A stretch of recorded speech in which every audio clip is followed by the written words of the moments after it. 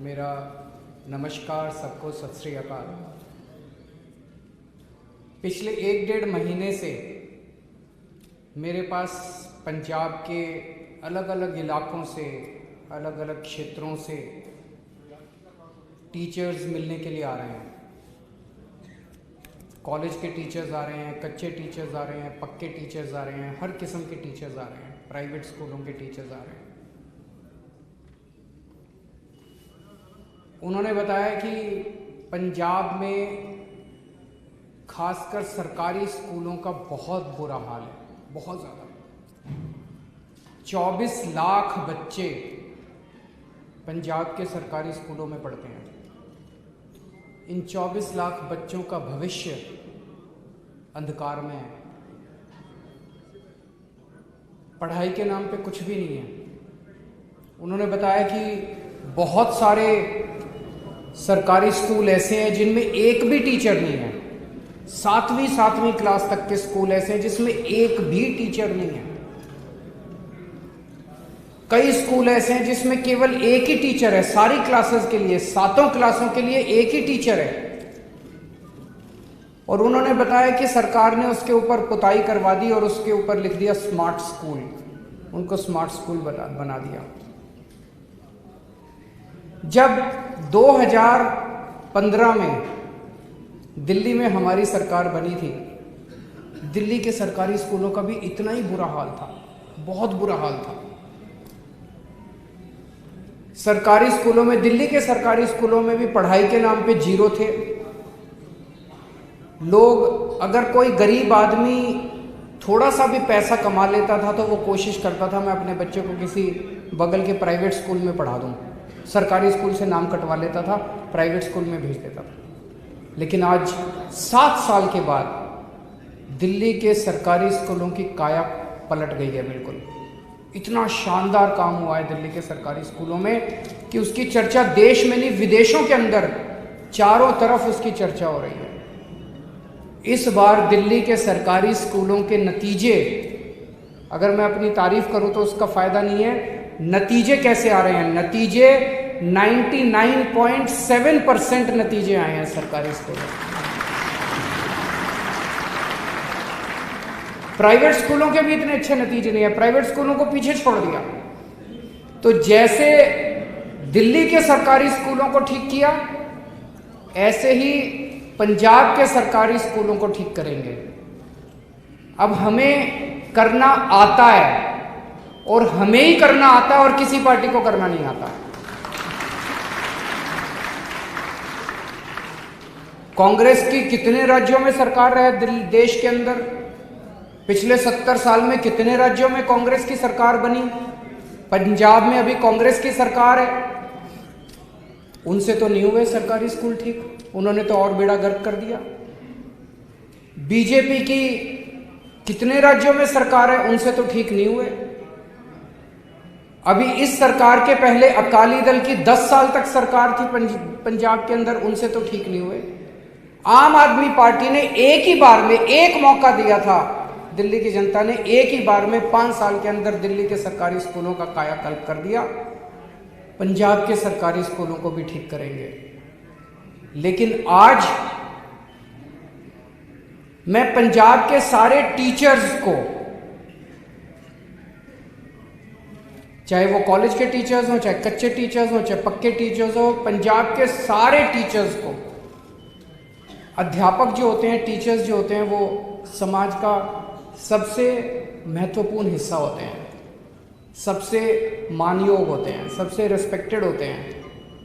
मैं उन सबको आज आमंत्रित करता हूं, उनका आह्वान करता हूं कि जो हम पंजाब का पुनर्निर्माण करने जा रहे हैं, ये जो हमने बीड़ा उठाया है कि पंजाब को ठीक करना है, बिना शिक्षा को ठीक किए हम पंजाब को ठीक नहीं कर सकते। हमें अपने बच्चों का अगर भविष्य, जब तक हम बच्चों का भविष्य ठीक नहीं करेंगे तब तक पंजाब ठीक नहीं हो सकता। इसलिए उन सभी टीचर्स को मैं आज आमंत्रित करता हूं, आइए इस मुहिम में आप लोग शामिल होइए। आज मैं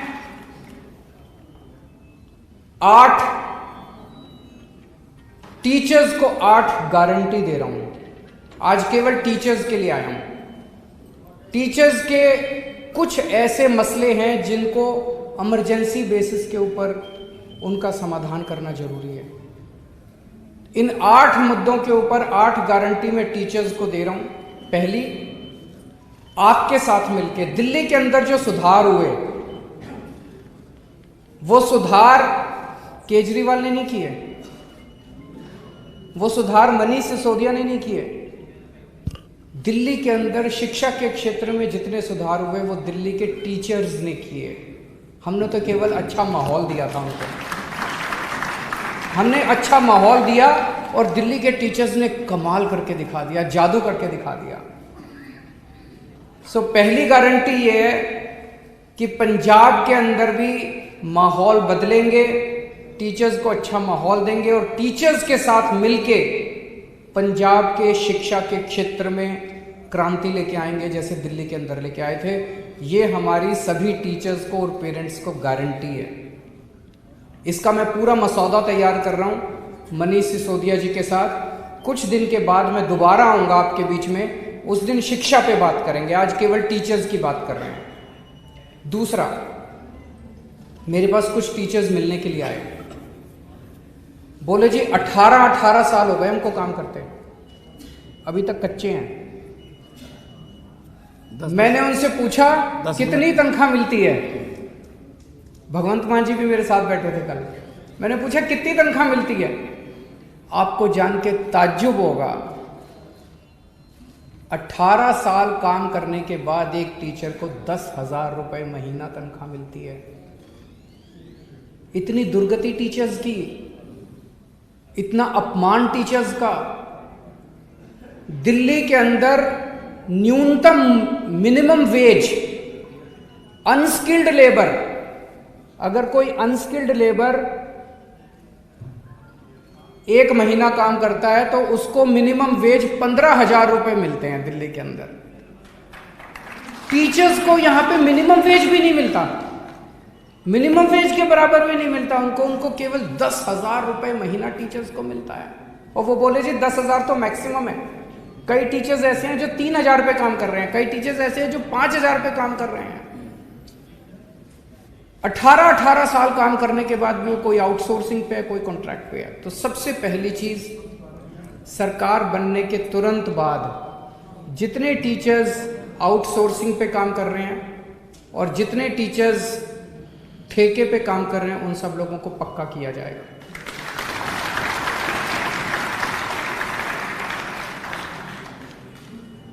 ऐसे कई सारे कच्चे टीचर्स का चंडीगढ़ के पास धरना प्रदर्शन चल रहा है कई दिनों से। मुझे पता चला कि चंडीगढ़ के पास एक जगह एक पानी की टंकी के ऊपर एक महिला टीचर और 2 पुरुष टीचर कई दिनों से पानी की टंकी के ऊपर चढ़े हुए हैं। उन्होंने दशहरा, दिवाली, करवा चौथ सारे त्योहार पानी की टंकी के ऊपर मनाए हैं। ये बेहद दुख की बात है।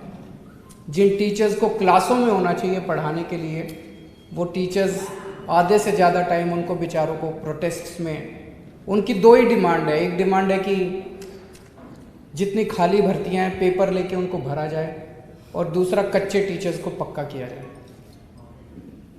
मेरी चन्नी साहब से रिक्वेस्ट है, उनसे अपील है कि आप इन टीचर्स की डिमांड्स को तुरंत पूरा कीजिए। या तो आप पूरा कीजिए, नहीं तो हमारी सरकार बनने के बाद हम पूरा करेंगे।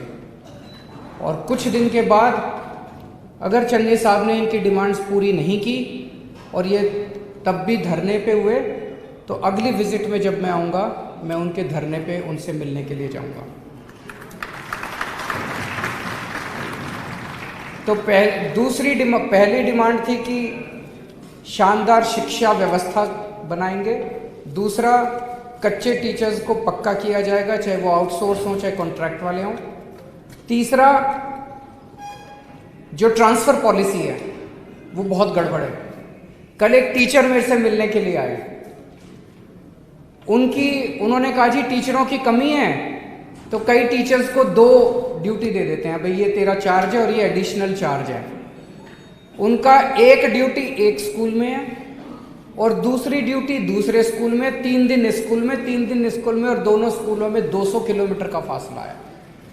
बताओ कोई कैसे काम कर सकता है? एक आदमी के पास 2 चार्ज हैं, 3 दिन स्कूल में पढ़ाएगा, 3 दिन स्कूल में पढ़ाएगा, और दोनों स्कूल जो हैं 200 किलोमीटर दूर हैं। ये ट्रांसफर पॉलिसी बदलनी है। उन्होंने कहा कि जो थोड़ी सी आवाज उठाता है उसको ट्रांसफर कर देते हैं, और ऐसे ऐसे ट्रांसफर कर रखे हैं लोगों को तंग करने के लिए। दिल्ली में हमने ट्रांसफर पॉलिसी बदली। आज दिल्ली में साल के बिगिनिंग में हर टीचर से पूछते हैं कि आपको किस स्कूल में जाना है। हमें लगता है कि टीचर को दुखी करके आप बच्चे को सुखी नहीं कर सकते। अगर टीचर मन में दुखी है वो बच्चों को अच्छा पढ़ाएगा ही नहीं। 24 घंटे उसके मन में कुड़कुड़ रहेगी, कहां फंस गया यार मैं, ट्रांसफर। वो कोशिश करता रहेगा ट्रांसफर कराने की अपनी, उसका 90% टाइम बच्चे को पढ़ाने में नहीं जाएगा। तो इसीलिए हमने दिल्ली में यह तय किया कि हर टीचर को उसकी मन मर्जी के उसके घर के पास देंगे उसका स्कूल। उसको घर से दूर भेजने की क्या जरूरत है? हर टीचर से पूछा जाता है, आप बताओ आप कौन से स्कूल में जाना चाहते हो। कोशिश की जाती है कि सभी टीचर्स को उनके मनमाफिक स्कूल दे दिया जाए, लेकिन अगर कहीं नहीं हो पाता उनको फिर उसके पास का कोई स्कूल दिया जाता है। वही ट्रांसफर पॉलिसी पंजाब में लागू की जाएगी। ट्रांसफर पॉलिसी पारदर्शी होगी, ट्रांसपेरेंट होगी, और टीचर्स को उनके मन मुताबिक उनकी मर्जी का स्कूल दिया जाएगा। चौथी चीज, पूरे देश की ये दुर्दशा है कि टीचर्स से सारा काम कराते हैं टीचिंग के अलावा, पढ़ाने के अलावा उनसे बीएलओ का काम कराते हैं, उनसे पंजाब के कई टीचर्स ने बताया क्लर्की का काम कराते हैं। कई डिपार्टमेंट्स में डेटा एंट्री ऑपरेटर रखा हुआ है, टीचर्स को स्कूल से निकाल के डेटा एंट्री ऑपरेटर रखा हुआ है, उनको क्लर्क बना के रखा हुआ है। उनसे बीएलओ का काम कराते हैं, उनसे जनगणना का काम कराते हैं, सारे काम कराते हैं, टीचिंग का काम नहीं कराते। बस दिल्ली में हमने आदेश पारित करके सारे काम विड्रॉ कर लिया। हमने कहा कि टीचर केवल टीचिंग का काम करेगा और टीचिंग के अलावा अब कोई टीचर बीएलओ नहीं है, कोई टीचर जनगणना का काम नहीं करता, कोई टीचर दूसरा काम नहीं करता। हाँ, अभी कोरोना के टाइम में जब स्कूल बंद थे उस वक्त हमने कोरोना का रिलीफ वर्क टीचर से कराया था।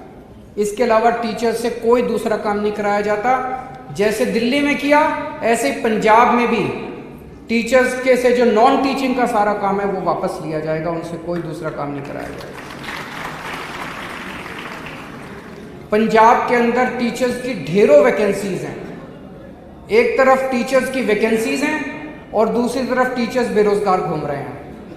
तुरंत जैसे ही सरकार बनती है ये सारी वैकेंसीज एग्जाम लेके सारी वैकेंसीज तुरंत भरी जाएंगी, ताकि बच्चों को और पेरेंट्स को अपने टीचर्स मिल सकें और टीचर्स को रोजगार मिल सके।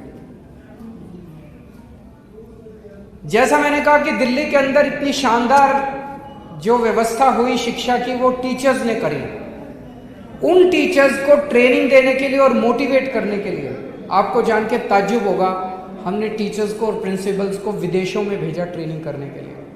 हमारे टीचर्स फिनलैंड गए, कनाडा गए, न्यूजीलैंड गए, इंग्लैंड गए, अमेरिका गए।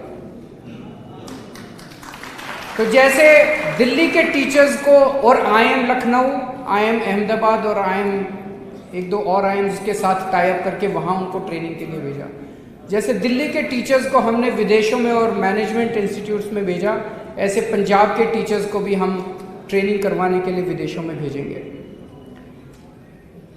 छठा, अभी टीचर्स को टाइम पे प्रमोशन नहीं मिलता पंजाब में। अगर किसी को प्रमोशन लेनी है, कोई पॉलिसी नहीं है प्रमोशन की, तो हर आदमी को प्रमोशन लेने के लिए हाईकोर्ट जाना पड़ता है। ये बंद किया जाएगा, टाइम बाउंड प्रमोशन किया जाएगा, सबको टाइम पे प्रमोशन मिला करेगी। और आखिरी 8वीं बात, सभी टीचर्स को और उनके परिवार के लोगों को कैशलेस मेडिकल व्यवस्था का उनके लिए इंतजाम किया जाएगा। दिल्ली के अंदर भी हमने किया है सभी टीचर्स के लिए, यहाँ भी किया जाएगा।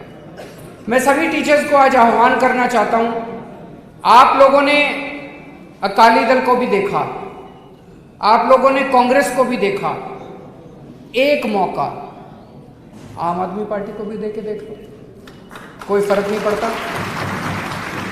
एक मौका आम आदमी पार्टी को दे के देखो, जैसे दिल्ली में परिवर्तन किया ऐसे पंजाब में भी परिवर्तन करेंगे। मेरी सभी टीचर्स से गुजारिश है हाथ जोड़ के कि ये जो चुनाव आ रहे हैं, ये चुनाव पूरे पंजाब का भविष्य बदल सकते हैं। तो आप सब लोग भी अपने दोस्तों को, यार दोस्तों को, रिश्तेदारों को ज़रूर कहें कि वो बढ़ चढ़ के आम आदमी पार्टी को वोट दें, झाड़ू को वोट दें, ताकि हम नया पंजाब बना सकें। बहुत बहुत शुक्रिया। कोई सवाल?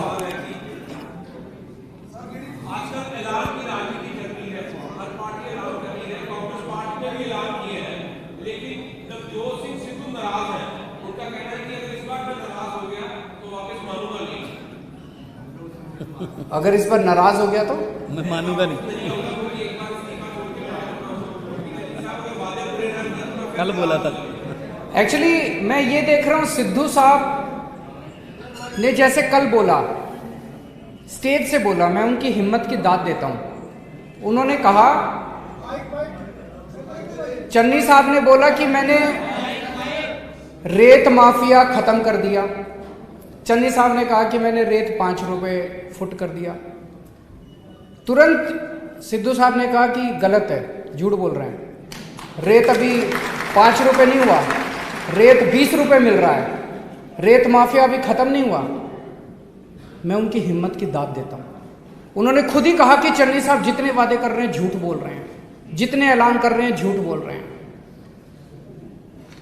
सिद्धू साहब जनता के मुद्दे उठा रहे हैं, लेकिन सारी कांग्रेस उनको दबाने में, पहले कैप्टन साहब उनको दबाते थे, अब चन्नी साहब उनको दबाने में लगे हुए हैं, सारी कांग्रेस उनको दबाने में लगी हुई है।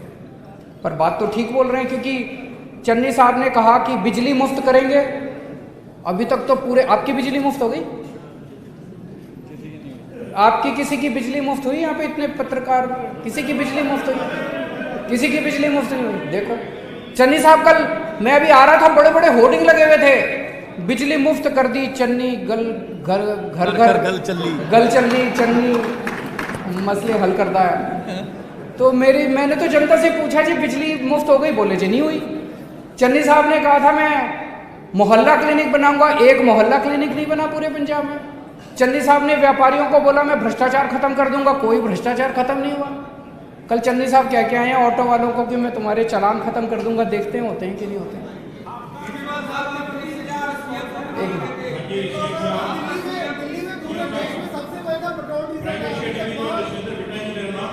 हाँ जी,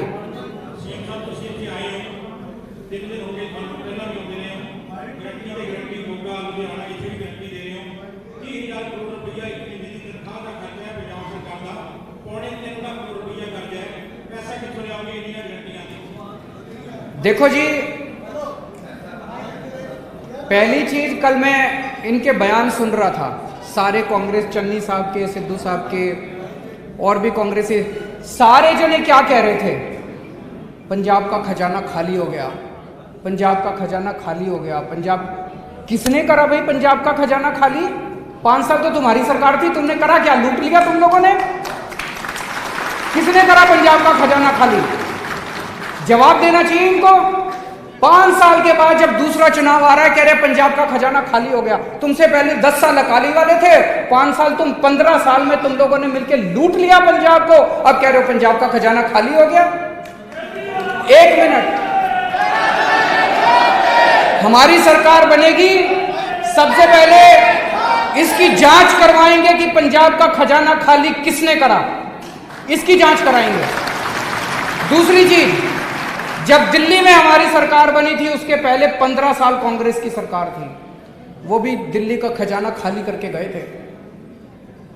उस टाइम भी शीला दीक्षित जी कहते थे दिल्ली का खजाना खाली, दिल्ली का खजाना खाली। केजरीवाल को खजाना भरना भी आता है, जांच भी करनी आती है। तो जो लोग कह रहे हैं खजाना खाली हो गया, उनसे सरकार नहीं चलती, इस्तीफा दे दें, हम सरकार चला के दिखा देंगे, खजाना भर के भी दिखा देंगे। चन्नी साहब को मैं टीवी में देखता हूं, उनके खब्बे पास से रेता माफिया बैठा होता है और सज्जे पास से ट्रांसपोर्ट माफिया बैठा होता है।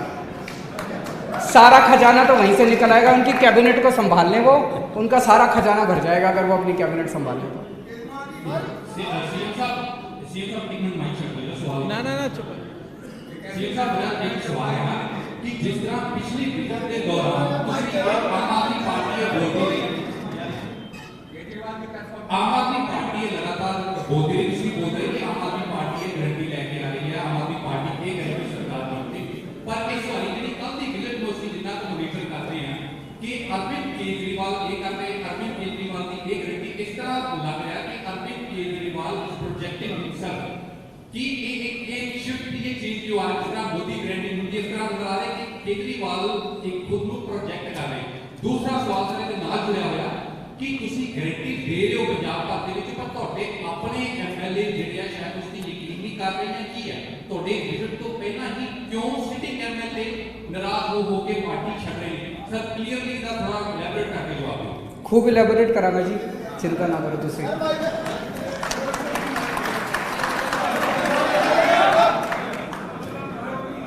जाओ आपसे जाओ।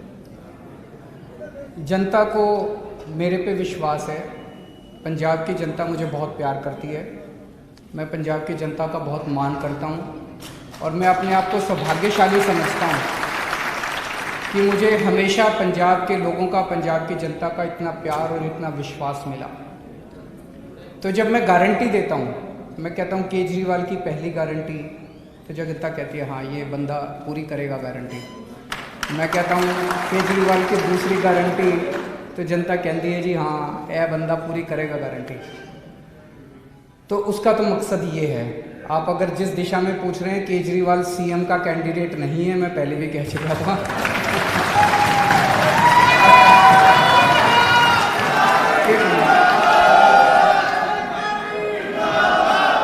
दूसरा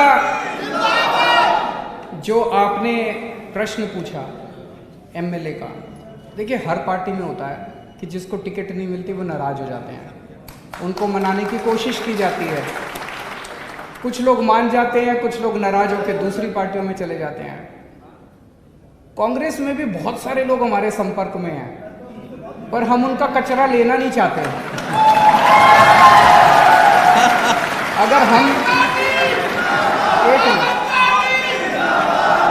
अगर हम उनका कचरा लेना चालू कर दे, आज शाम तक मैं चैलेंज कर रहा हूं 25 कांग्रेस के एमएलए हमारी पार्टी में शामिल हैं। अगर ये कंपटीशन ही करना है कि उनके कितने और हमारे कितने, हमारे तो 2 ही गए हैं, उनके मैं चैलेंज कर रहा हूं 25 एमएलए और 2-3 एमपी हमारे संपर्क में, वो आना चाह रहे हैं। तो ये गंदी राजनीति है, ये गंदी राजनीति है, हम इसमें नहीं पड़ते।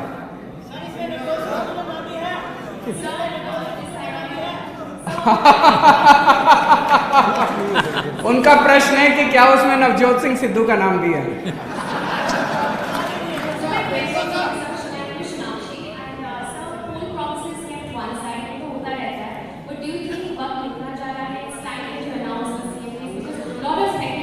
देखो 2-3 चीजें सीएम फेस का पूछ रही हैं, मेरे को पता था ये तो पूछेंगे ही। पहली चीज ये,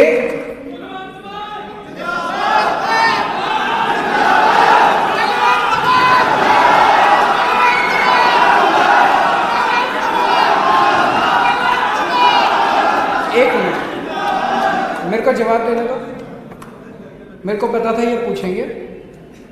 सबसे पहले हर पार्टी या तो सीएम कैंडिडेट डिक्लेयर करती है और या नहीं करती है। अगर करती है, सीएम कैंडिडेट डिक्लेयर करने के बाद चुनाव फिर ऊपर ही जा सकता है, वो फिर नीचे नहीं आ सकता, वो पीक पे ही जा सकता है। जो पार्टी चुनाव के पहले ये रणनीति बनाती है कि हम सीएम कैंडिडेट डिक्लेयर करेंगे, वो बिल्कुल चुनाव के करीब आने के ऊपर करती है, कोड लगने के करीब आने पे या कोड लगने के बाद करती है। मैं आपको उदाहरण देता हूँ, पिछली बार कैप्टन साहब को चुनाव 4 फरवरी को थे, कैप्टन साहब को 1 हफ्ता पहले कांग्रेस ने सीएम कैंडिडेट डिक्लेयर किया था। अभी तक कांग्रेस पार्टी ने, रूलिंग पार्टी है पंजाब की, उन्होंने अपना सीएम क्या, वो नहीं बता रहे कि सिद्धू साहब बनेंगे, कि रंधावा बनेंगे, कि चन्नी साहब को ही कंटिन्यू करेंगे, वो अभी बता ही नहीं रहे। उधर उत्तर प्रदेश में चले जाओ, उत्तर प्रदेश में योगी साहब को उनके डिप्टी सीएम, 2-3 डिप्टी सीएम सारे कह रहे हैं जी इस बार सीएम कैंडिडेट नहीं करेंगे, हम तो लोटस पे, कमल पे चुनाव लड़ेंगे। उत्तर प्रदेश में बीजेपी का सीएम कैंडिडेट कौन होगा पता ही नहीं है। उत्तराखंड के अंदर बीजेपी का सीएम कैंडिडेट कौन होगा पता ही नहीं। कांग्रेस का सीएम कैंडिडेट कौन होगा, हरीश रावत होंगे कि उनके वो होंगे पता ही नहीं है। गोवा के अंदर चुनाव हो रहे हैं, गोवा के अंदर बीजेपी का सीएम कैंडिडेट रोज बेचारा सीएम घूम रहा है, दिल्ली के चक्कर काट रहा है मेरे को अभी किसी पार्टी ने डिक्लेयर नहीं किया। मैं आपको ये अश्योरेंस दे रहा हूं, बाकियों से पहले कर देंगे हम।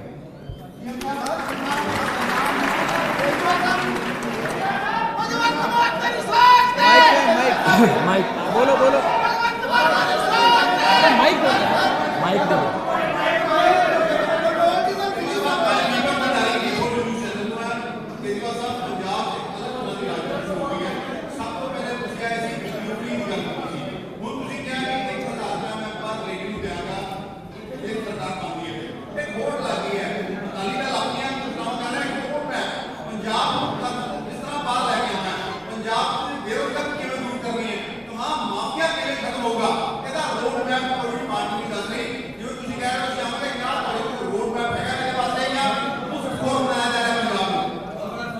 मैं एक मिनट, वो कह रहे हैं कि क्या पंजाब को मुफ्त खोर बनाया जा रहा है। मेरे को बुरा मत मानना, इस शब्द से आपत्ति है। क्या हमारे पंजाब की सारी महिलाएं मुफ्त खोर हैं? मैं पूछ रहा हूँ मुफ्त का मतलब क्या है? सुनिए ना जवाब। सुन तो लीजिए। हमारे पंजाब की महिलाएं मुफ्त खोर नहीं हैं। अगर मैं किसी महिला की जेब में 1000 रुपये महीने डाल देता हूँ और वो बच्ची अच्छी शिक्षा ले लेती है, उससे वो बच्ची कॉलेज चली जाती है, किताबें खरीद लेती है। अगर किसी गृहिणी की जेब में 1000 रुपये आ जाते हैं, वो अपने बच्चों के लिए पढ़ाई अच्छी कर लेती है। किसी माँ की जेब में 1000 रुपये आ जाते हैं, वो उसके घर बेटी आई हुई है, उस बेटी को थोड़े से पैसे दे देती है। इसमें क्या मुफ्तखोरी क्या है? वेस्टर्न कंट्रीज में इसको कहते हैं सोशल सिक्योरिटी। हमारे यहाँ इन नेताओं ने कर दी मुफ्तखोरी। एक चीज बताओ, आपके जितने मंत्री और मुख्यमंत्री हैं उनकी बिजली फ्री है कि नहीं है? तो मंत्रियों को तो फ्री बिजली मिले और केजरीवाल 300 यूनिट बिजली फ्री कर दे तो कहते हैं केजरीवाल मुफ्तखोरी कर रहा है, केजरीवाल मुफ्तखोरी कर रहा है। उनको 4-4 हजार यूनिट बिजली मुफ्त होती है, एक एक मंत्री की 4-4 हजार यूनिट। उसकी बिजली भी फ्री, उसका पानी भी फ्री, उसका हेलीकॉप्टर भी फ्री, उसकी गाड़ी भी फ्री। मैंने क्या करा? मैंने कहा मैं तुम्हारी बिजली फ्री कर दूंगा, तुम्हारा पानी फ्री कर दूंगा, तुम्हारे को 1000-1000 रुपए दे दूंगा। क्या बुरा कर दिया मैंने? भाई साहब, मैंने तो जिंदगी में ठान लिया, जो जो चीजें मंत्रियों को मुफ्त मिलती है सारी जनता को दिलवाऊंगा मैं। फिर ये मुफ्तखोरी और माफिया राज इस देश के नेता कर रहे हैं, इन नेताओं को ठीक करेंगे हम।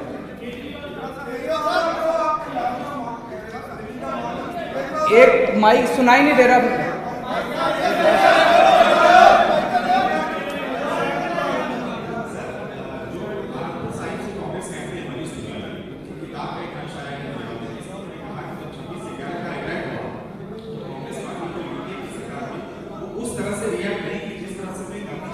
मैंने पढ़ा नहीं उनका वो।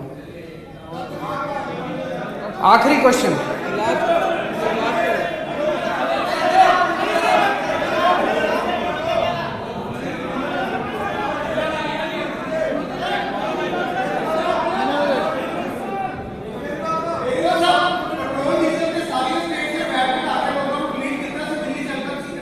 करेंगे जी, इंतजार करो, इंतजार का फल मीठा होता है। करेंगे, मेरी गारंटी है।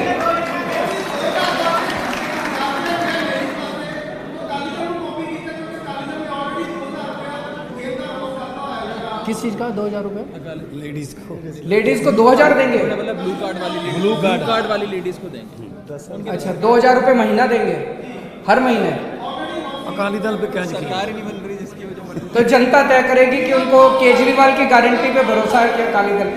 मैं एक चीज और कहना चाहता हूँ, मैंने अभी 2-3 दिन पहले उनका इंटरव्यू देखा था, चन्नी साहब का। वो कह रहे थे कि असली आम आदमी तो मैं हूँ। बोले मेरे को गिल्ली डंडा भी खेलना आता है, मेरे को गाय का दूध निकालना आता है। तो बोले असली आम आदमी मैं हूँ, वो केजरीवाल जो है वो आम आदमी नहीं है। मैं उनसे 100% सहमत हूँ। मेरे को गिल्ली डंडा खेलना नहीं आता, मेरे को कंचे खेलने नहीं आते, मेरे को बच्चों के स्कूल बनाने आते हैं, मेरे को अच्छी शिक्षा देनी आती है, मेरे को बच्चों का भविष्य बनाना आता है,